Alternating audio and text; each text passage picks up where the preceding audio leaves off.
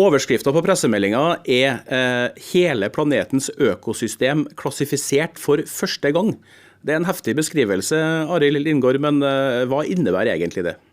Ja, det innebærer at man har fått samlet alle fagmiljø internasjonalt innenfor marine, det terrestre, det som har med ferskvann å gjøre, og fått laget en enhetlig system for å dele inn alle jordas økosystemer. Et system som er basert på gjennomgående vitenskapelige prinsipper, som en stor milepæl i dette arbeidet, egentlig.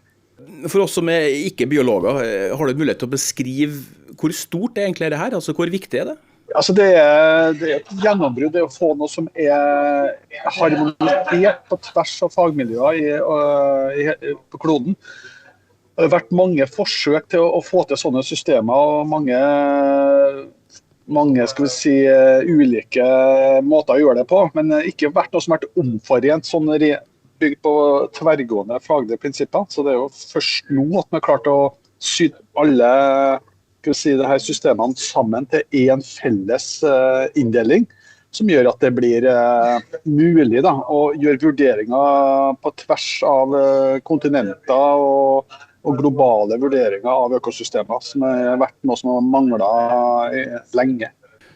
Vi i Artsdatabanken har hatt en rolle her, faktisk. Og du kjenner godt til den og har vært en av kontaktpersonene i Artsdatabanken inn mot arbeidet her. Kan du fortelle litt om hva vi har bidratt med?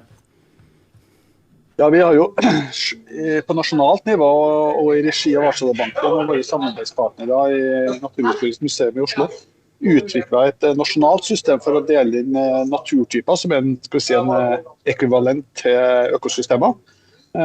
Og har jobbet med det i over 10 år og fått på plass det vi mener er et veldig solid fundert system.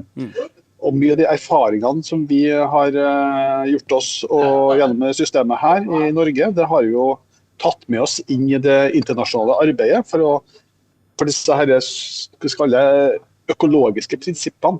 De er jo universelle. Hvordan arter responderer på ulike miljøer, det er jo ikke noe som er unikt for Norge. Dette er generelle økologiske prinsipper som vi har jobbet mye med, og tatt med oss inn i diskusjonene internasjonalt, og fått det inn som en del av samme filosofien, samme prinsippene inn i det globale systemet. Litt inn på bruken da, Arild. Altså nå som det her er på plass, og man har kommet til den milepælen som dette er, hva er det vi nå kan få til? Altså hva kan vi i verdenssamfunnet få til nå som vi ikke fikk til før? Altså hva skal vi bruke dette til? Ja, det er flere bruksområder som jeg ser for seg.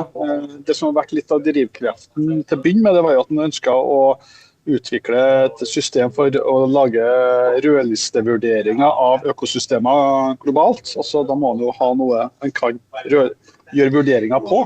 Så det må ha et enhetlig system i bunn. Og så har man også ønsket å ha et bedre verktøy som er omforent mellom fagmiljøene på tvers av i hele kloden, for å kunne beskrive både hvor arter hører hjemme hen, og hvilke økosystemtjenester de ulike økosystemene gir, og få noe som er sammenlignbart på tvers av kontinenter. Det er kanskje det som er den største nyvinningen. Vi har jo både NIN, altså Natur i Norge-systemet, som vi eier vitenskapelig, i tillegg til at vi lager denne rødlista for naturtyper som kommer hvert 6. år. Er det da denne rødlista vi har jobbet med som nå er bidraget inn, eller er det NIN, eller er det begge deler? Litt begge deler, men akkurat på typologien her så er det nok mest NIN-systemet, altså vårt eget klassifiserings-typifiseringssystem som har vært en slags input til det globale arbeidet direkte.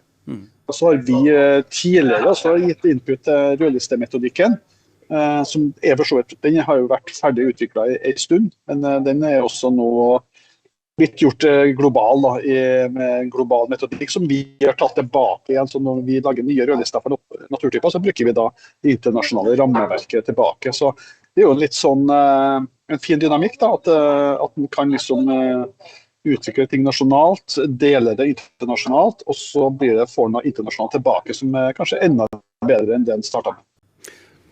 Absolutt. Betyr det også nå at vi er nødt til å endre arbeidsmetodene våre her i lands? Det tror jeg ikke på umiddelbart. Jeg tror for tanken har vært at det nasjonale NIN-systemet som vi har i Norge skal være hemmelig kompatibelt med det globale. Så det blir jo vi må bare gjøre en jobb for å få harmonisert overganger mellom det globale og nasjonale. Men prinsippene er såpass universelle, og de er såpass innarbeidet i NIN-systemet at det skal være kompatibelt. Da tolker jeg som Arild at det å nå si at endelig kommer resten av verden etter, det er kanskje å ta litt mye i? Det kan jo selvfølgelig si, men at vi har vært det nasjonale arbeidet har vært en brikke i det, kanskje også en viktig brikke i det globale arbeidet, det tror jeg vi kan si.